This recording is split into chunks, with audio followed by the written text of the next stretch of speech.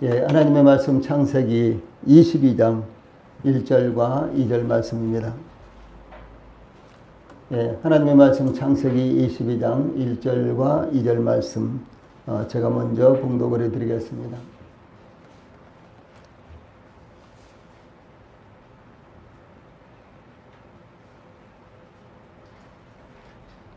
예, 하나님의 말씀 창세기 22장 1절과 2절 말씀입니다. 그 일 후에 하나님이 아브라함을 시험하시려고 그를 부르시되 아브라함아 하시니 그가 이르되 내가 여기 있나이다. 여호와께서 이르시되 내 아들 내 사랑하는 독자 이삭을 데리고 모리아 땅으로 가서 내가 내게 일러준 한 산 거기서 그를 번제로 드리라. 아멘. 예, 창세기 22장 1절과 2절 말씀을 통해서 오늘 저녁에는 믿음의 사람에게 오는 시험, 믿음의 사람에게 오는 시험, 이런 주제로 말씀을 전해드리겠습니다. 예, 어떤 제품을 개발하고 그 성능을 시험한다거나 이 가르침 받은 것을 잘 숙지하고 이해하고 있는가의 여부를 알기 위해 시험을 치르기도 합니다. 예를 들어서 자동차를 이 거리에 보면 자동차가 아주 다양한 자동차가 수도 없이 다니죠. 요즘은 예제 자동차도 참 많이 다니고 뭐 중장비라든가 심지어 뭐 그런 것도 다니고 불자동차도 다니고 앰뷸런스도 다니고 이렇게 자동차들이 많이 다니죠.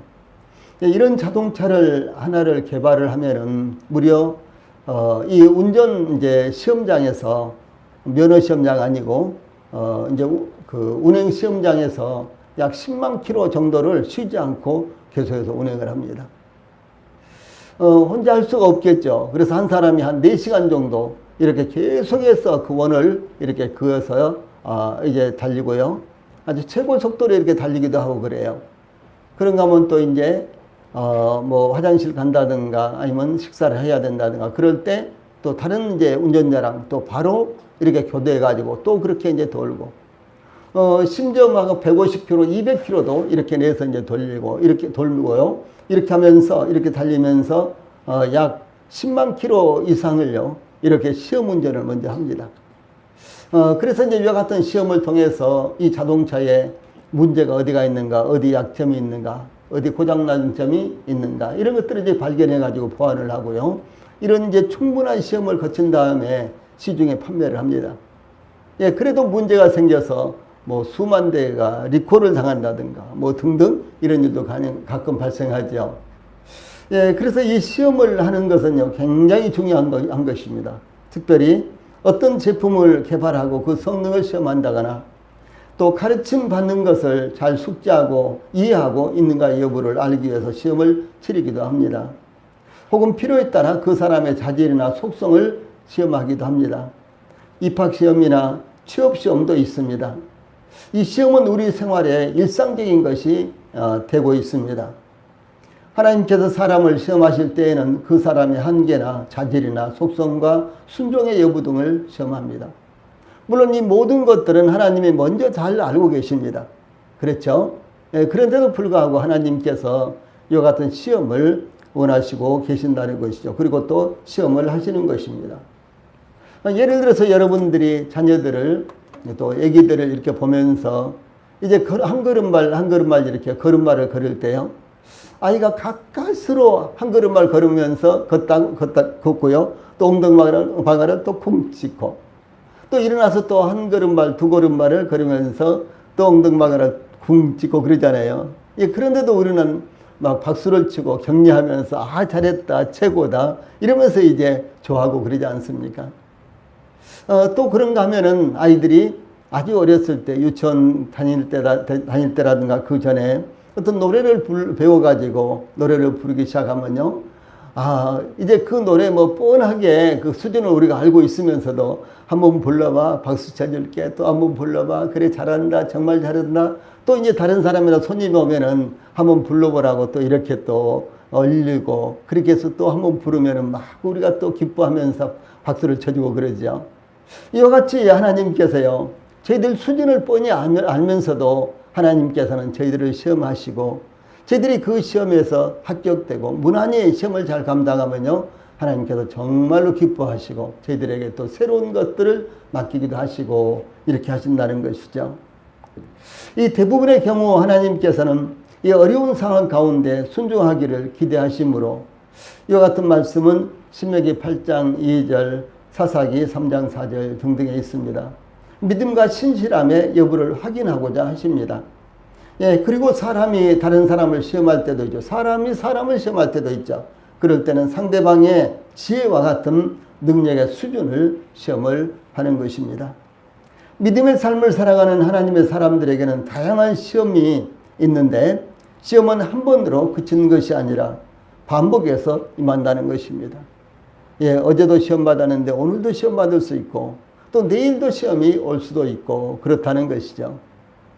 예, 이스라엘 백성들의 이 광야 생활을 보면요. 이스라엘 백성들이 출애굽하기 전부터 이스라엘 백성들에게는 계속해서 시험이 있었어요. 예, 그런데 이제 요단강을 건너서 가나안 땅에 들어갔잖아요. 그것으로 모든 시험이 끝난 것이 아니라 가나안 땅에 들어오면요. 또 새로운 차원의 시험이 이스라엘 백성들을 기다리고 있었다라고 하는 사실을 우리가 분명하게 알 수가 있는 것이죠. 그래서 저희들에게도요. 시험이 반복해서 임합니다. 예, 그런데 시험은 유해함은 해로운 것만 이제 해로운 것만 있는 것이 아니고요. 영적 성장을 도모하기 때문에 유익한 것도 있고 또 유익하고요. 예, 그런가 하면은 하나님께 영광을 돌릴 수 있는 기회가 되기도 합니다. 예, 그러므로 시험이 임할 때에 부정적으로만 볼 것이 아니라 긍정적으로 받아들여 하나님의 말씀과 성령의 도우심을 받아 시험에서 이길 뿐만 아니라 시험을 통과하여 하나님의 사람으로서 합당한 신앙생활이 이루어져야 된다라고 하는 사실입니다. 다시 말하면 하나님께서 저희들을 시험하시는데 그 시험은 시련을 통해서 저희들을 시험하신다거나 아니면 테스트, 저희들이 과연 믿음이 있는가의 여부를 또 믿음이 어느 정도 수준인가를 이제 측정하기 위해서 시험을 하시는데 이런 모든 시험이 예, 하나님께서 저희들을 시험할 때, 하나님께서 우리 교회를 시험할 때요, 우리 교회의 유익을 위해서 우리 성도들 자신들의 유익을 위해서 하나님께서 시험하신다라고 하는 사실입니다. 다시 말해서 하나님께서 시험을 하시는데 이제 하나님의 사람들을 해롭게 하기 위해서 시험을 하시는 것이 아니라 유익을 주기 위해서 은혜를 베풀어 주시기 위해서 시험하신다. 여기 아브라함의 시험을 우리가 보고 있지 않습니까? 그런데 이 아브라함의 시험은 아브라함에게 큰 유익을 주기 위해서 하나님께서 아브라함을 시험하신다라고 하는 사실을 우리가 전제하고 말씀을 살펴봐야 되는 것입니다. 예, 그러므로 시험이 임할 때 우리가 긍정적으로 받아서 시험을 잘 감당함으로 말미암아 이 하나님의 사람으로서 합당한 신앙생활을 해야 된다라고 하는 것입니다. 우리가 지난 시간에 성경에 나타난 시험의 세 가지 유형에 대해서 상고했는데 기억하시죠? 시험, 테스트하는 시험, 그 다음에 시련의 시험, 그리고 유혹의 시험, 이 세 가지가 있다 그랬죠. 이와 같은 시험에 대해서 저희들이 살펴봤습니다. 예, 하나님께서 우리의 믿음의 현주소를 테스트하는 시험과 우리의 믿음의 성장을 위한 시련의 시험과 마귀가 믿음을 무너뜨리기 위해서 미혹하는 시험 등이 있다라고 하는 것을 상고했습니다. 예, 이와 같이 하나님의 사람들에게 다양한 시험이 있는데 그 시험이 하나님께로부터 임할 때 그 시험을 온전히 감당하기 위해서 어떻게 대처해야 되는가. 오늘은 하나님께로부터 임하는 시험에 대해서 아브라함이 어떻게 대처를 했는가. 그렇다면 우리도 아브라함을 본받아 이와 같은 시험에서 우리가 어떻게 이겨나가야 되는가라고 하는 사실을 상고를 하겠습니다. 제일 먼저 이 본문에서는 하나님의 사람의 자세로 우리가 시험을 감당해야 된다라는 사실을 제시하고 있습니다. 우리는 하나님의 사람이죠. 믿음의 사람이죠. 믿음을 가진 사람입니다. 그러므로 믿음을 갖지 않은 사람과 같이 하면 안 된다는 것이죠. 이건 매사에 그렇습니다. 우리가 하나님의 사람이기 때문에 하나님의 사람이 아닌 사람들과 매사에 예를 들어서 생각하는 것, 말하는 것, 행동하는 것, 계획하는 것 이런 모든 것들이요. 믿음이 없는 사람과 동일하게 하면은 절대로 안 된다라고 하는 사실이죠. 예, 그렇다면은 믿음이 있는 사람과 믿음이 없는 사람의 차이가 없는 거예요. 근데 이럴 때 바로 그 믿음이 있는 사람과 믿음이 없는 사람, 하나님의 사람과 하나님의 사람이 아닌 사람, 똑같이 교회 다니지만은 믿고 구원받은 사람과 교회는 열심히 다니고 봉사, 헌신 다 할지라도요, 구원받지 못한 사람과 차원이 달라야 된다. 믿음에 대처하는 차원이 달라야 된다라고 하는 사실입니다. 그래서 이 하나님께서 아브라함을 부르셨는데 아브라함을 시험하시기 위함이다라고 이렇게 증거하고 있습니다. 하나님께서 아브라함을 시험하시기 위해서 아브라함아 이렇게 부르시자 아브라함은 어느 때와 다름없이 내가 여기 있나이다 이렇게 대답을 했어요. 내가 여기 있나이다. 이와 같이 하나님께서 부르실 때, 하나님께서 찾으실 때, 하나님께서 말씀하실 때 지체 없이 준비된 자세로 즉시 나가는 것은 하나님의 사람들의 합당한 자세다라고 하는 사실입니다. 내가 여기 있나이다. 내가 여기 있나이다. 이 말씀은요. 예, 하나님, 제가 지금 하나님 말씀을 듣기 위해서 준비하고 있습니다. 예, 하나님 말씀 제가 지금 하나님께서 저를 부르시죠. 제가 지금 듣고 있습니다. 말씀하십시오. 말씀하신 대로 행하겠습니다. 이런 자세라는 거죠. 예. 예, 아브라함은 하나님 앞에서 자신을 종으로 여겼으며 창세기 18장 3절로 4절입니다. 야곱도 모세도 또 사무엘도 다윗도 솔로몬도 자신을 주의 종 혹은 하나님의 종으로 여겼습니다. 또한 사도 바울과 야고보와 베드로와 유다는 신약성경에서요 예수 그리스도의 종, 이와 같이 로마서 1장 1절, 빌립보서 1장 1절 등등에 이렇게 자신을 예수 그리스도의 종이라고 자처를 했습니다. 이 신약성경에 나오는 예수 그리스도의 종, 이 종은요 노예라는 뜻입니다. 노예는 어떻게 해야 됩니까? 예, 주인이 어느 때라도 부르면은 즉시 주인 앞에 대령해서 부르셨습니까? 무엇을 원하십니까? 무엇을 해드릴까요? 이런 자세가 돼야 된다는 것이죠. 밥을 먹고 있을 때, 잠을 자고 있을 때, 누워 있을 때, 쉬고 있을 때, 그게 상관없습니다. 어느 때든지 주인이 부르면은 즉시 주인 앞에 나가서 부르셨습니까? 말씀하십시오. 이런 자세가 돼야 된다는 것이죠. 이것이 바로 믿음의 사람들의 자세였고, 그러므로 오늘날 우리 성도들, 바로 우리들 자신들의 자세여야 된다라고 하는 사실입니다.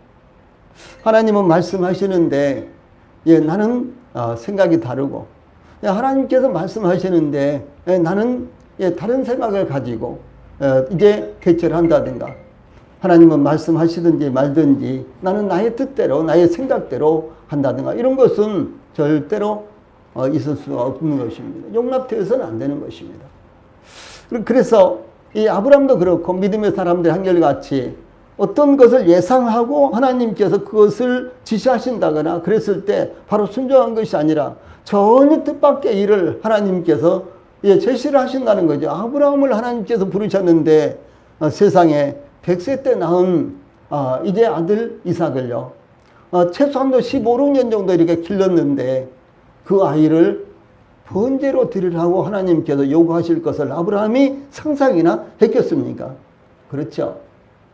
이와 같이 하나님께서 저희들에게 부르실 때 그 예상하고 있었어, 당연히 그렇게 해야지, 그것이 아니고요, 우리가 전혀 예상하지 못했던 것이라도, 그러면 무엇입니까? 저희들이 상상할 수 없었던 일이라고 할지라도요, 도저히 받아들이기 어려운 일이라고 할지라도 하나님 말씀하셨으니까 제가 기꺼이 감당하겠습니다, 이런 자세가 돼야 된다는 것이죠.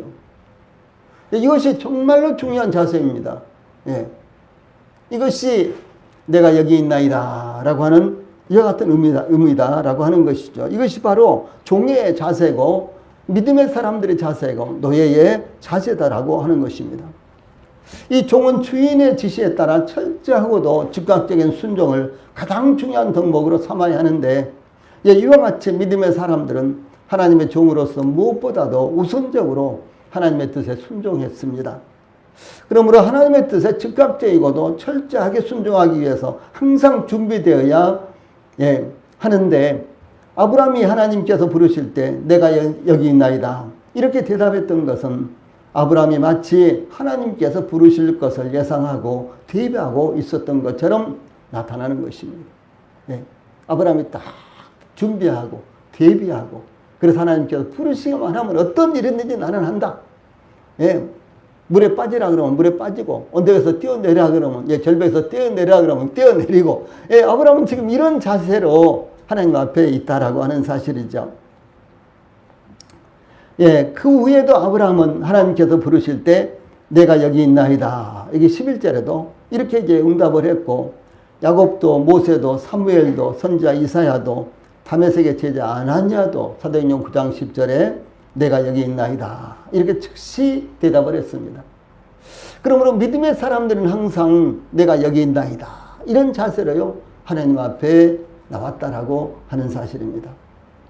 이와 같이 하나님께서 아브라함을 부르시자 아브라함은 내가 여기 있나이다 1절에 라고 즉시 응답했는데, 그 뜻은 엘리가 사무엘에게 가르친 대로, 그 의미가 내가 여기 있나이다 그 의미가요, 엘리가 사무엘에게 가르친 대로 사무엘상 3장 9절에 보면 이런 말씀이 나와요. 여호와여 말씀하옵소서 주의 종이 듣겠나이다. 이런 의미라는 거죠.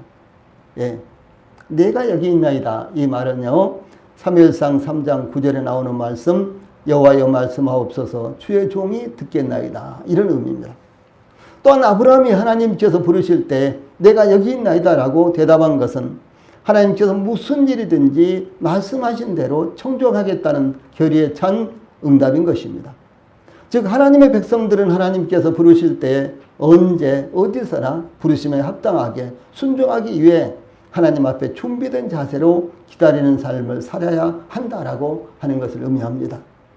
즉 우리가 머무는 장소는 다를지라도 우리의 영적인 현주소는 항상 하나님 앞에, 우리가 직장에 있든지 가정에 있든지 일터에 있든지 교회에 있든지 간에요, 우리가 머무는 장소는 다 다를지라도, 머무는 장소는 항상 다를지라도 우리 영적인 현주소는 어디야 되느냐? 하나님 앞에 해야 된다는 거예요.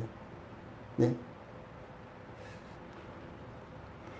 이 말을요, 라틴어로 코람데오라고 합니다. 코람데오. 아주 굉장히 유명한 말입니다. 코람데오. 우리 성도들도 기억을 해 두시면 좋습니다. 그래서 우리는 항상 코람데오, 하나님 앞에 있어야 된다라고 이렇게 교훈을 하는 것입니다.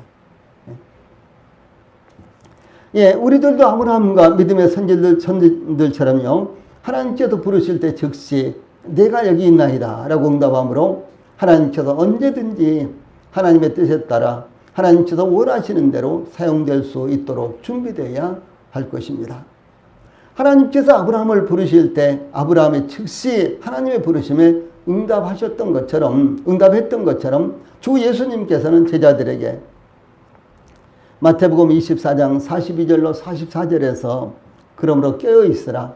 어느 날에 너희 주가 임할는지 너희가 알지 못함이니라. 너희도 아는 바니 만일 집주인이 도둑이 어느 시각에 올 줄을 알았더라면 깨어 있어 그 집을 뚫지 못하게 하였으리라. 그러므로 너희도 준비하고 있으라. 생각하지 않은 때에 인자가 오리라. 이렇게 말씀을 하셨습니다.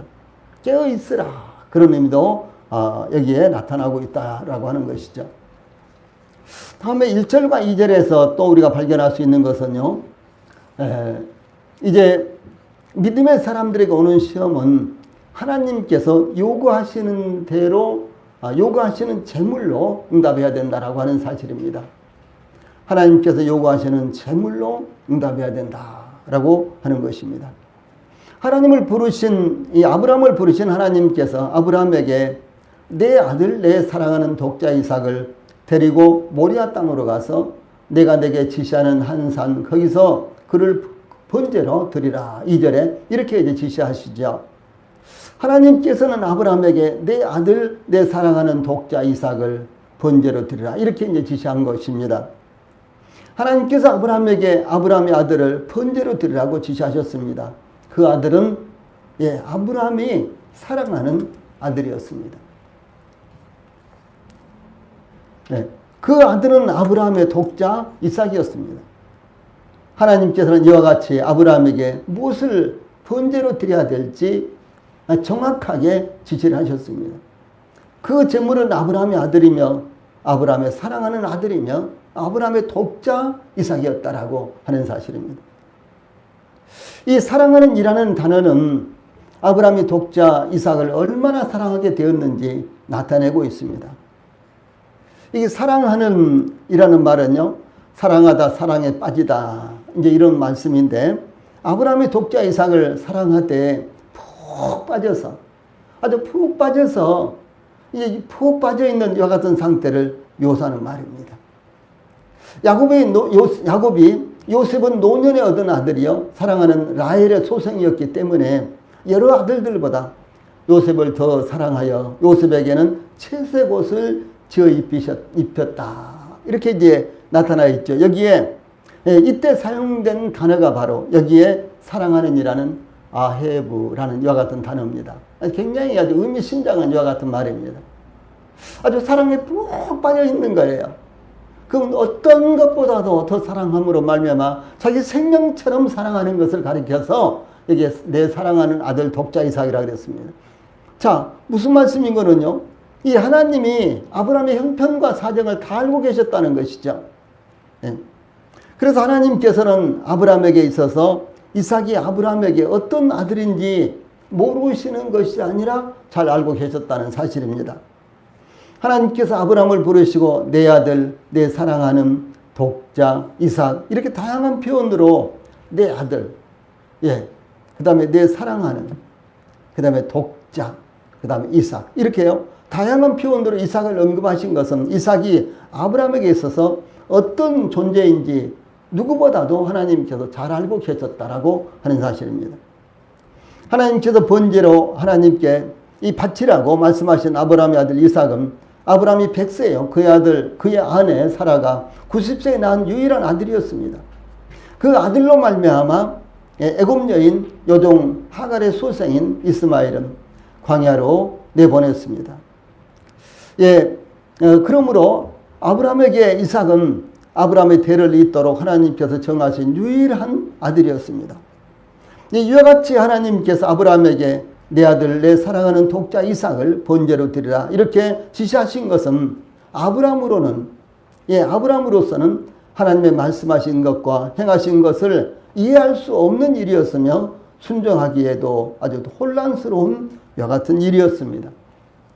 이와 같이 하나님께서는 하나님의 백성들이 가장 사랑하고 귀하게 여기는 그리고 아끼는 것을 하나님께 드리도록 요청하신다라는 사실을 여기서 볼 수가 있는 것입니다.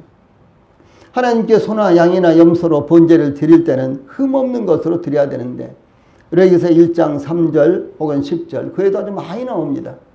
예, 하나님 앞에 이 제사를 번제를 드릴 때는요 흠없는 양이나 염소 이와 같은 것을 드리는데 소나 양이나 염소를 드리는데 흠없는 수컷을 드려라 이렇게 했어요. 흠없는 수컷을 드려라. 이것은 최상의 품질을 의미합니다. 최상의 품질.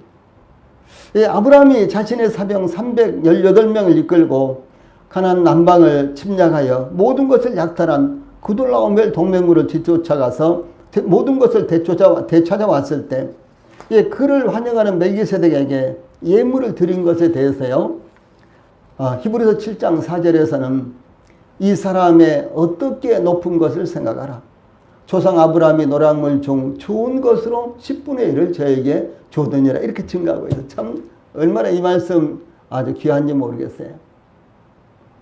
아브라함이 이 가나안 남방 지역을 이제 쳐들어온 그돌라오멜 동맹군이 이제 가나안 남방을 쳐들어와서요 소돔과 고모라며 그 근처에 있는 모든 성을 완전히 점령을 해서 전부 다 약탈해 가지고 왔죠.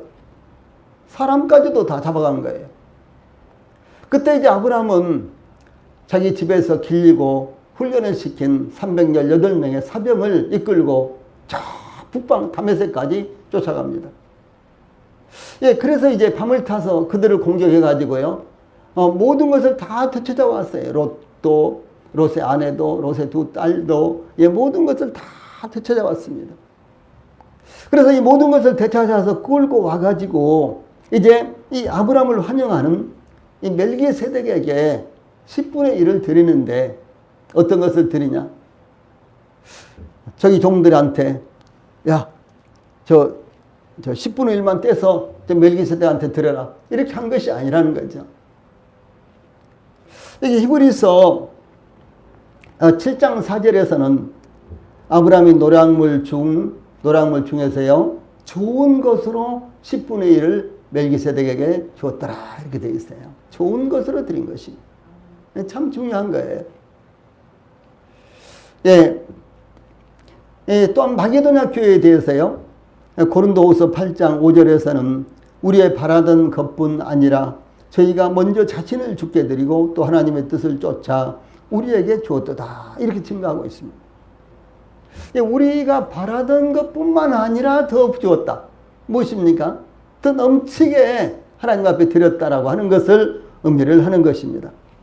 이 사도 바울이 마게도냐 교회에게 바라던 것 이상으로 그들은 먼저 자신을 주님께 드렸으며 또한 하나님의 뜻을 따라 가장 좋은 것을 드렸다라고 하는 것입니다. 그래서 잠언 23장 26절에서 솔로몬은 내 아들아 내 마음을 내게 주며 내 눈으로 내 길을 즐거워할지어다 이렇게 교훈합니다. 가장 최상의 것을 하나님께 드려야 된다라고 이렇게 말씀합니다. 우리 성도들은 하나님께 어떤 마음으로 예배와 시간과 물질을 드립니까? 하나님께 드리는 양도 문제, 그 양, 분량도 문제이지만 드리는 마음의 자세 또한 중요하다라고 하는 것을 의미를 하는 것입니다. 즉 하나님 앞에 드리는데 남은 것, 쓰고 남은 것을 드린다거나 사용하지 않기 때문에 드린다거나 시간이 남아서 봉사한다거나 기도에서는 이 시간이 남아서 봉사한다거나 시간이 남아서 기도한다든가 그러면 안 된다는 것이죠. 나의 것으로 구분하기 전에 먼저 하나님의 것을 구분해서 드려야 되고 남은 시간이 아니라 시간을 만들어서 하나님께 드려야 된다. 지금은 바쁘니까 예배 드리지 못한다. 지금은 아이들 봐야 되니까 이제 예배 드리지 못한다. 그런 것이 아니라는 거죠. 먼저 하나님 앞에 드려야 되는 거예요. 나의 시간을 드리고 나의 마음을 드리고 나의 물질을 드리고 이것이 하나님 앞에 온전하게 예배 드리는 것을 의미를 하는 것입니다.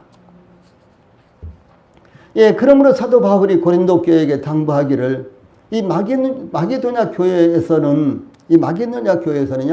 고린도후서 8장 2절로 5절에 보면 이렇게 기록되어 있어요. 환난의 많은 시련 가운데서 그들의 넘치는 기쁨과 극심한 가난이 그들의 풍성한 연보를 넘치도록 하게 하였느니라. 내가 증언하노니 그들이 힘대로 할 뿐 아니라 힘에 지나도록 자원하여 이 은혜와 성도 섬기는 일에 참여함에 대하여 우리에게 간절히 구하니 우리가 바라던 것뿐 아니라 그들이 먼저 자신을 주께 드리고 또 하나님의 뜻을 따라 우리에게 주었도다. 이렇게 증거하고 있습니다. 이 마게도냐 교회, 그러면 예루살렘 교회하고는요 정말로 먼 거리에 있습니다. 그런데 예루살렘 교회 또 유대에 있는 교회들이 핍박 때문에 어려움을 당했고요. 또 뿐만 아니라 계속된 가뭄으로 말미암아 생활이 너무너무 어려웠어요. 그러니까 사도 바울이 고린도 교회라든가 마게도냐 교회들 이런 교회들에게 이제 그 사정을 알렸습니다.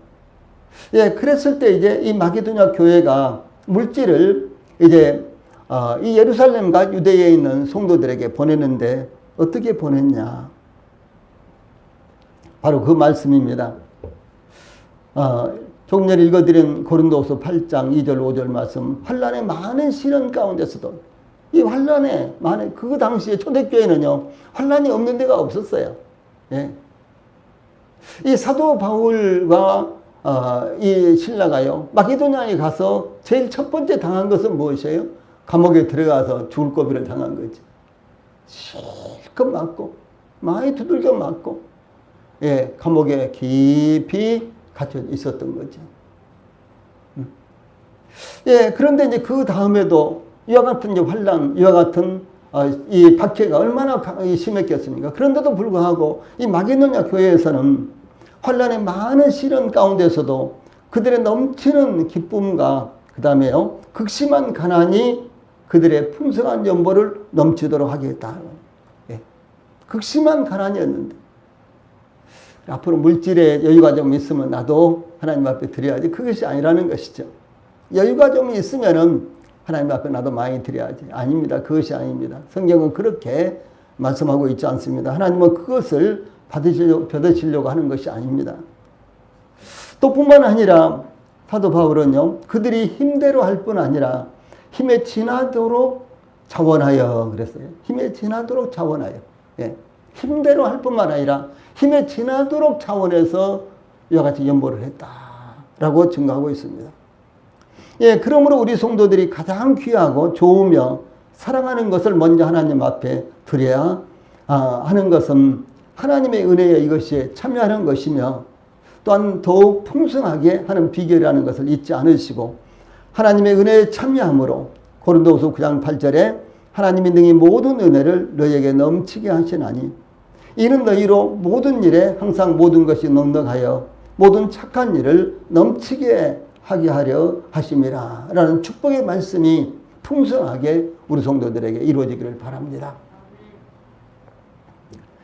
다음에 여기 2절 말씀을 통해서요, 하나님께서 요구하시는 방법으로 하나님께 드려야 된다. 다시 말해서 하나님께 요구하는 방법으로, 믿음의 사람들에게 오는 시험은 하나님께서 요구하시는 방법으로 순종하도록 시험이 온다라고 하는 사실입니다. 하나님이 이렇게 요구하셨는데 나는 이것이 더 편리하니까 이렇게 하는 것, 이것이 아니라는 거죠. 하나님께서 이렇게 요구하시면 이렇게 해야 되고 저렇게 말씀하시면 저렇게 해야지만 이것이 하나님 앞에서 합당한 자세다라고 하는 것입니다.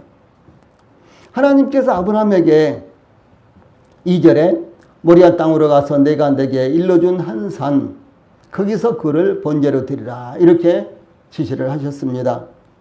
이 모리아 땅은 아브라함이 거주하고 있는 부엘세바에서 사흘길에 하루 이틀 사흘, 이 사흘길에 거리에 위치한 예루살렘을 둘러싸고 있는 산악 지역으로서 모리아라는 말은 여호와의 계시, 여호와께서 보이신 곳이라는 뜻입니다. 이 하나님께서 아브라함에게 지시하시는 대로 모리아 땅의 한 산 거기서 이삭을 제물로 삼아서 번제를 드리도록 하나님께서 명령하셨는데 이 모리아는 솔로몬이 성전을 건축한 산, 그 언덕이었습니다. 역대하 3장 1절에 나옵니다. 이 모리아 산은 또한 다윗이 인구조사로 하나님께 범죄했을 때 사무엘하 24장에 나오는데요. 하나님의 사자가 예루살렘을 멸망시키려고 여부스 사람 아라우나의 타작마당 곁에 섰을 때 다윗이 백성을 치는 천사를 보고 하나님께 나는 범죄하였고 악을 행하였거니와 이 양무리는 무엇을 행하였나이까? 청하건대 주의 손으로 나와 내 아버지의 집을 주소서 이렇게 말씀드리자 선지자 갓이 사무엘하 24장 18절에 보면은 올라가서 여부스 사람 아라우나의 타작마당에서 여호와를 위하여 제단을 쌓으소서라고 다윗에게 이렇게 말씀을 드립니다. 근데 그 고나였던 바로 그 장소 아라우나의 타작마당 바로 그곳이 모리아산 아브라함이 이삭을 번제로 드릴 그 장소였다라고 하는 사실이죠. 그리고 바로 그 장소에 솔로몬 성전을 건축한 거예요. 그렇게 연관성이 쭉 있습니다.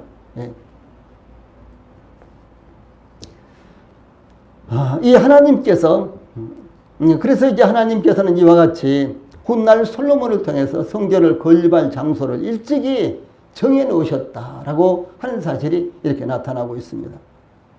하나님께서는 아브라함의 집 뒤뜰이나 아브라함이 원하는 곳에서 번제를 드리도록 아브라함에게 맡기지 않으시고 특정한 장소를 지시하셨습니다.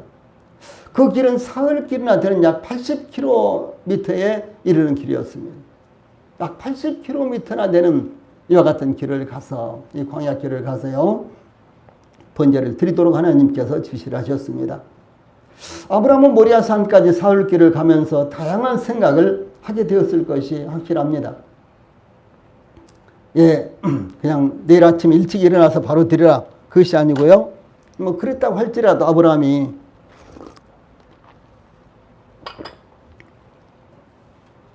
그날 밤에 잠을 이루지 못했겠죠. 사랑하는 아들 독자 이삭을 번제로 내일 아침에 드려야 되는데 그 밤에 잠이 오겠어요. 아무리 하나님의 명령이었지만 그러나 잠을 이루지 못했을 것입니다. 그런데 이 사흘길을 가면서 어떤 생각을 하게 되었을까요? 아주 다양한 생각을 하게 되었을 것입니다. 하나님께서 후사는 어떻게 하시려는가? 그러니까 자기의 상속자는 어떻게 하시려는가? 하나님께서 이삭으로 후사를 삼겠다고 약속하셨는데 이삭을 번제로 드린다면 그 약속하신 것은 어떻게 될 것인가? 반드시 이삭을 번제로 드려야 하는가? 이런 생각들이겠죠.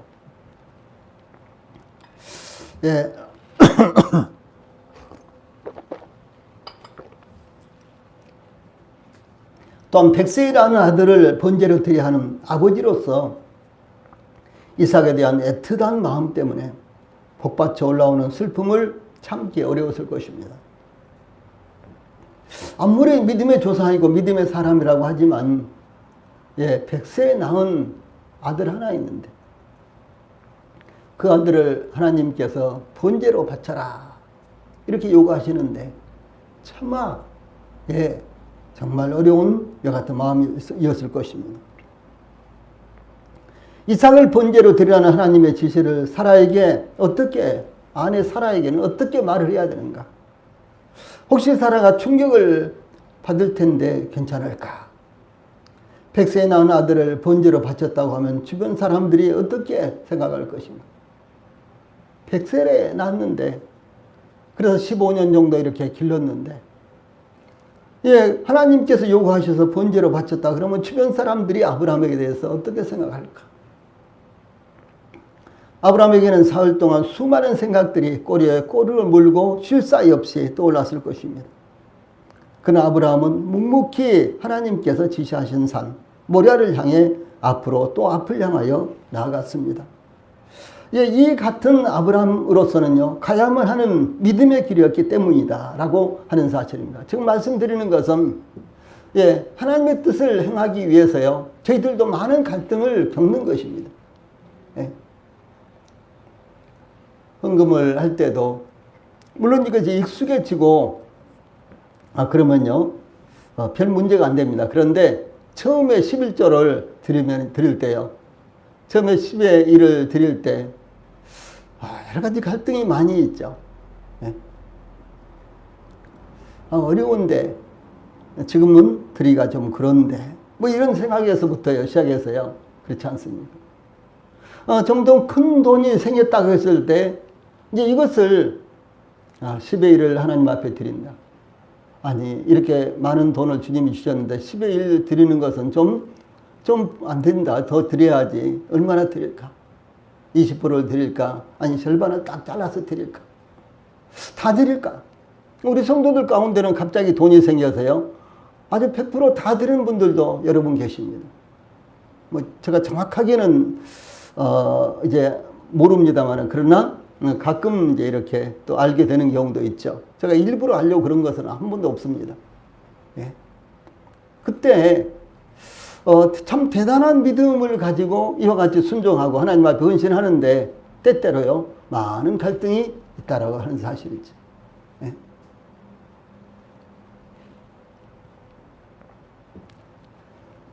중요한 것은 아브라함에게도 이와 같은 갈등이 틀림없이 있었을 것입니다. 그러나 아브라함은 단호하게 무엇입니까? 오직 하나님의 말씀이 먼저였어요. 우선적이었습니다. 오직 하나님의 말씀이었습니다. 이 사사기 말기 사무엘이 이스라엘의 사사로 활동하기 직전 이스라엘이 블레셋과 전쟁하던 중 언약궤까지 빼앗기는 이런 대패를 당했죠. 언약궤가 블레셋 지방에 7개월을 머무는 동안 블레셋에는 다양한 재앙이 일어났습니다. 블레셋 사람들은 언약궤를 이스라엘로 보내기 위해서 새로 만든 새 수레를 하나 만들고 사사기 6장 7절 9절에 보면요, 이 멍에를 메어 보지 아니한 젖나는 소 2마리를 끌어다가 소의 수레를 메우고 송아지들은 떼어 집으로 돌려보내고, 만일 걔가 그 본 지역으로 이스라엘로 올라가서 이 벳세메스로 가면은 이 큰 재앙은 그가 하나님께서 우리에게 내린 것이요, 그렇지 아니하면 우리를 친 것이 그의 손이 아니요 우연히 당한 것인 줄 알리라. 이렇게 하면서요, 언약궤로 말미암아 재앙이 일어나는지를 판단하기로 했습니다. 무슨 말인고는 이제 블레셋 지역에서 새로운 수레를 하나 만들어 가지고요, 거기다가 언약궤를 싣고, 그 다음에 이제 거기다가 함께 이제 예물도 싣고, 이렇게 해서 이제 이스라엘 지역으로 이렇게 보내는데, 어떻게 보내는 거는 사람이 수레를 끌고 아니면 떼매고 이렇게 보내는 것이 아니라 이 송아지를 낳은 어미소를 2마리 데려다가 수레를 끌도록 이렇게 하는 거예요. 그리고 송아지는 집에다 갖다 놓는 거예요. 그리고 이제 어미소가 이제 2마리가 이 수레를 끌고 이제 이스라엘 지경으로 가도록 이렇게 하는데, 이 새끼 생각 때문에 어미소가 어떻게 되겠어요? 가다가 뒤돌아보고 집으로 가려고 그러겠죠. 자꾸 집으로 가려고 그러겠죠. 그러니까 만약 돌아서서 집으로 간다면은 이것은 이 언약궤 때문에 블레셋 사람들이 재앙을 만난 것이 아니요. 만약에 이 새끼를 난 두 마리 어미소, 전나는 이 두 마리 어미소가 곧장 이스라엘 지역에 이 베스메스로 가면은 이것은 틀림없이 언약궤로 말미암은 것이다. 이렇게 판단하기로 했어요. 그런데 사무엘상 6장 12절에 보면 암소가 베스메스 길로 바로 행하여 대로로 가며 갈 때 울고 좌우로 치우치지 아니하였고 라고, 이 언약궤를 실은 수레를 끄는 암소가 울면서도 좌우로 치우치지 않고 곧바로 이스라엘의 경내인 베스메스로 나갔다. 이렇게 증가하고 있습니다. 굉장히 놀라운 교훈입니다. 예, 이 암소 두 마리는요, 예, 본능적으로 한다면은 새끼가 집에 있으니까 가지 않겠죠. 틀림없이 되돌아와서 집으로 갔을 것입니다. 그런데도 불구하고 이 암소 두 마리는 계속해서 울면서 이스라엘의 경내에 베스메스로 곧장 갔다. 좌우로 치우치지 않고 곧장 갔다. 이것은 무엇을 말하는 거는요, 아브라함의 마음 가운데 극한 갈등이 있었을 것입니다. 슬픔이 있었을 것입니다. 예, 그런데도 불구하고 아브라함은 오직 하나님의 말씀에 순종하기 위해서, 예, 모리아 산으로 앞으로 모리아 산으로 이렇게 나갔다라고 하는 사실이죠. 저희들이 하나님의 말씀에 순종하는데도 여러 가지 어려움이 있습니다. 예, 물질적으로 손해 볼 수도 있고요. 예, 사람들에게 비웃음을 살 수도 있습니다. 예? 지금도 저 아프가니스탄이라든가, 내지는 중국이라든가, 내지는 저 북한이라든가, 또 이슬람 지역에서는 많은 기독교인들이 박해를 당해서 순교를 당하기도 하고 그렇게 합니다. 그들은 엄청난 비웃음을 당합니다. 조롱을 당합니다.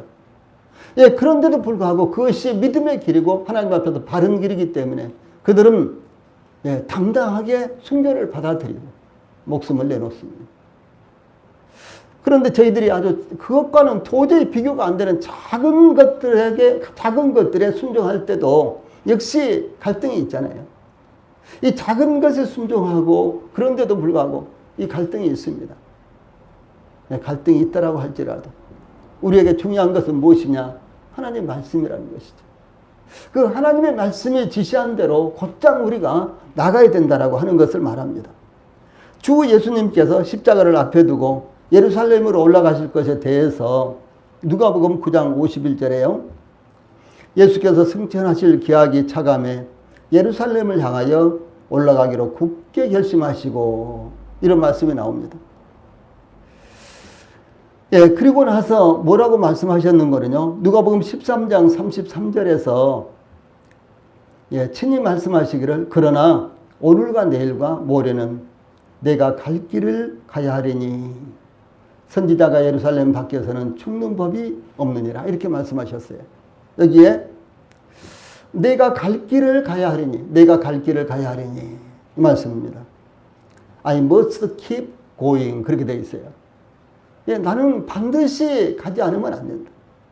예. 그래서 주 예수님께서 십자가로 나아가는 것은요, 주 예수님께서 반드시 가야 하는 하나님의 뜻이었어요. 예. 주 예수님은 그것 때문에 혼란스러워하지 않았습니다. 갈등 갖지 않았습니다. 예.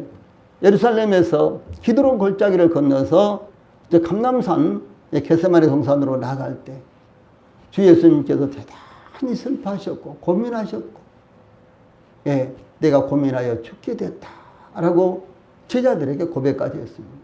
그러나 주 예수님은 한 번도 갈등 갖지 않고 한 번도 뒤로 돌아서지 않고 계속해서 하나님의 뜻을 이루시기 위해서 그대로 나갔습니다. 바로 이것입니다. 그래서 주 예수님께서는 하나님께서 보내신 뜻과 이 땅에 오신 목적을 묵묵히 수행하시기 위해서 좌우로 전혀 치우치지 않으셨습니다. 또한 왜 하나님께서 이와 같이 먼 거리에 있는 모리아 산까지 가서 이삭을 데리고 가서 모리아 산까지 이삭을 데리고 가서 번제로 드리도록 지시하셨을까라고 하는 것입니다. 솔로몬 시대에 이르러 모리아 산에 성전이 건축되었지만 어떤 영적인 의미가 있다기보다는 하나님의 지시에 절대적으로 순종하는 자세가 어떠한지 그 여부에 초점이 맞춰져 있는 것입니다. 그러므로 아브라함은 하나님의 말씀에 대해 어떤 이의를 제기하지 않았습니다. 망설이지 않았습니다. 그 결과를 예상하지 않고 묵묵히 순종했다라고 하는 사실입니다. 우리 모두가 다 교훈이 되는 것입니다. 또다시 이제 2절에서요. 믿음의 사람에게 오는 시험에 대해서 이해할 수 없는 것을 지시받았을 때 이해할 수 없는 것을 지시받았을 때 어떻게 할 것인가? 이런 문제입니다. 하나님께서 아브라함에게 내 아들 내 사랑하는 독자 이삭을 번제로 드리라 이렇게 지시하죠. 아브라함은 하나님의 부르심을 받아 갈대아 우리에서 하나님의 지시하신 땅에 이르자 하나님께 제단을 쌓고 여호와 이름을 불렀더라. 창세기 12장 7절 8절에 이렇게 되어 있고요. 또한 가나안 땅에 기근으로 인해서 애굽에 내려갔다가 그가 처음으로 제단을 쌓는 곳으로 되돌아온 후에도 창세기 13장 4절에 보면 또 여호와 이름을 불렀다 이렇게 기록되어 있습니다. 또 롯과 헤어진 후에 헤브론의 마므레 상수리 수풀에 거주하면서 하나님을 위해서 단을 쌓은 내용이 창세기 13장 18절에 나옵니다. 이와 같이 아브라함의 삶의 특징은 무엇이냐? 제단을 쌓고 여호와의 이름을 부르는 삶, 즉 예배드리는 삶이었다라고 하는 것입니다. 그래서 믿음의 사람들의 삶의 특징은 무엇인가는 예배드리는 삶입니다. 예, 어떤 상황이 있든지 간에 예배드리는 삶입니다. 예배보다도 더 중요한 것은 우리 성도들에게 아무것도 없다라는 것을 항상 마음에 두셔야 되는 것입니다. 자, 우리는 이런저런 이유 때문에 아주 사소한 이유 때문에도요. 우리 예배를 등한히 한다거나 예배를 드리는 동, 많은 동, 예배를 이렇게 가볍게 여긴다거나 그러기도 합니다. 그래서는 안 된다는 거죠. 항상 저와 우리 성도들의 마음 가운데요. 예배에 대한 것은 절대성을 갖고 있어야 합니다. 예배는 절대로 타협할 수 없다. 예배는 절대로 이것은 등한히 하면 안 된다라는 마음을 가져야 되는 것입니다. 제단을 쌓았다거나 여호와의 이름을 불렀다는 것은 번제를 드렸다는 것을 의미합니다. 그런데 하나님께서 아브라함의 사랑하는 독자 이삭을 하나님께 번제로 드리라고 요청한 것입니다. 자, 아브라함은요 계속해서 번제 드리는 삶을 살았어요. 기회만 있으면 하나님 앞에 번제를 드렸습니다. 또 새로운 일이 있으면 계속해서 번제를 드렸습니다. 새로운 지역에 가면 또 번제를 드렸습니다. 그런데 하나님께서요 내 아들 아니야 양이나 염소로 말고 내 아들 내가 사랑하는 아들 독자 이삭을 나에게 번제로 바쳐라 이렇게 지금 말씀하시는 것입니다.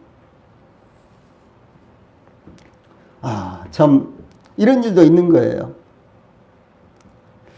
이 하나님의 백성들은 하나님께 예배를 드리기 위해서 부르심을 받았습니다. 하나님께서 하나님의 영광을 위해서 세상을 창조하셨고 하나님의 백성들을 부르셨으며 택하신 자들을 구속하셨습니다. 그러므로 하나님은 하나님께 예배하는 자들을 찾으십니다.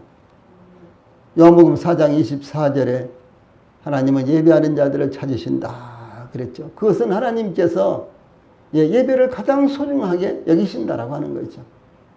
예배는 누가 드릴 수 있습니까? 하나님의 백성들만 드릴 수 있는 거예요. 구원받은 성도들만 예배를 드릴 수 있습니다. 찬송으로 드리는 예배도 될 수가 있고 이와 같이 말씀을 듣고 하나님 앞에 감사하는 이와 같은 예배도 될 수가 있고 또 물질로 하나님 앞에 드리는 예배도 될 수가 있습니다. 그래서 이와 같이 예배 드리는 것을 위해서 하나님께서 하나님의 백성들을 모으셨고 구원하셨고요. 지금도 그러고 계십니다. 그래서 사도 바울은 로마서 12장 1절에 그러므로 형제들아 내가 하나님의 모든 자비하심으로 너희를 권하노니 너희 몸을 하나님이 기뻐하시는 거룩한 산 제물로 드리라. 이는 너희가 드릴 영적 예배니라 이렇게 권고했습니다. 그러나 사람의 몸을 제사로 드리는 인신제사는 사람의 몸을 제사로 드리는 인신제사는 하나님께서 원하시는 제사가 아닙니다. 성경에 그런 내용이 없습니다. 그것은 하나님께서 가증한 것입니다. 성경은 인간 제사를 허용하지 않으십니다. 레위기서 18장 21절, 20장 2절 5절, 신명기 12장 31절 등등의 하나님께서는 인신제사를 아주 가증하게 여깁니다. 특별히 신명기 18장 9절부터 12절 제가 읽어드리겠습니다. 내 하나님 여호와께서 내게 주시는 땅에 들어가거든 너는 그 민족들의 가증한 행위를 본받지 말 것이니 그의 아들이나 딸을 불 가운데로 지나게 하는 자나 11절 너희 가운데 용납하지 말라. 그런 자들을 용납. 그러니까 인신제사를 누가 드리면은 가나안 백성들이 인신제사를 드린다고 할지라도 절대로 너희들 앞에서 그것을 용납하고 내버려 두면 안 된다 그런 말입니다. 그 다음에 12절에 이런 일을 행하는 모든 자를 여호와께서 가증히 여기시나니 이런 가증한 일로 말미암아 내 하나님 여호와께서 그들을 내 앞에서 쫓아내시느니라 이렇게 말씀하셨습니다. 인신제사를 하나님이 정말 싫어하십니다. 이건 아주 가증스럽게 여기십니다. 있을 수가 없는 일이었습니다. 그러므로 하나님께서 인신제사를 요구하셨다거나 아브라함이 인신제사를 수용하였다고 받아들이면 합당하지 않는 것입니다. 하나님은 결코 말씀하신 것과 상반되는 일을 행하시지도 않으시며 지시하시지도 않으시는 분이십니다. 그래서 그러면 입다의 경우는 어떻게 될 것인가? 입다도 여기 해당되는 것이 아닙니다. 입다가 그의 딸을 제물로 제사했다고 해석하는 것은 잘못된 것입니다. 사사기 11장 내용입니다. 또한 북왕국 아합 시대에 베델 사람 히엘이 여리고를 건축했는데 열왕기상 16장 34절에 그가 그 터를 쌓을 때에 맏아들 아비람을 잃었고 그 성문을 세울 때 막내 아들 수급을 잃었으니 이 말씀이요. 맏아들과 막내 아들을 인신제사로 드렸다. 이렇게 해석하는 사람들이 있는데 그것도 아닙니다. 그런 말씀 아닙니다. 이스라엘 역사 후기에 유다의 히스기야 왕이라고 하죠. 선왕이 있죠. 선한 왕이 있었죠. 근데 이 히스기야의 선대 왕이었던 12대 왕 아하스라는 아주 지독한 왕이 있었습니다. 이 아하스가 처음으로 하나님께서 가증히 여기시는 인신제사를 실행하였는데 열왕기하 16장 3절에 보면 이스라엘의 여러 왕의 길로 행하며 또 여호와께서 이스라엘 자손 앞에서 쫓아내신 이방 사람의 가증한 일을 따라 자기 아들을 불 가운데로 지나게 하며 그래서 아하스는 남왕국 유다의 열왕 중에서 가장 악한 왕이었습니다. 아하스 가장 악한 왕이었습니다. 그는 모든 통치에 실패한 왕이었습니다. 그러므로 인신제사는 하나님께서 원하시는 제사는 아니었다라고 하는 것입니다. 그런데 여기 문제가 있습니다. 왜 하나님께서 아브라함에게 내 아들 내 사랑하는 독자 이삭을 번제로 드리라. 물론 열왕기 시대가 아니라 이것은 이스라엘의 역사, 이스라엘을 형상하기 위해서 이스라엘의 조상인 아브라함을 부르실 때 있었던 일입니다. 그런데 이렇게 하나님께서 싫어하시는데 내 아들 내 사랑하는 독자 이삭을 번제로 드리라 이렇게 지시하셨을까요? 그것은 무슨 이유였을까요? 아브라함의 온전한 순종의 여부를 시험하시려는 것이었습니다. 아브라함이 도저히 이해가 안 되는 일이었다는 거죠. 그래서 아브라함이 이해가 되면 순종하고 이해가 안 되면 순종하지 않고 거부하고 그런 것이 아니라는 것이죠. 제가 지금 이것을 말씀드리려고 하는 거예요. 저나 우리 성도들이 하나님 말씀을 다 이해하십니까? 못하지 않아요. 그렇죠? 하나님의 뜻을 다 이해합니까? 다 알고 있습니까? 모르죠. 이해 못하죠. 그러나 하나님께서 말씀하시면은 그대로 해야 된다. 이해 여부와 상관없이 하나님 말씀이면 그대로 순종해야 된다라고 하는 사실입니다.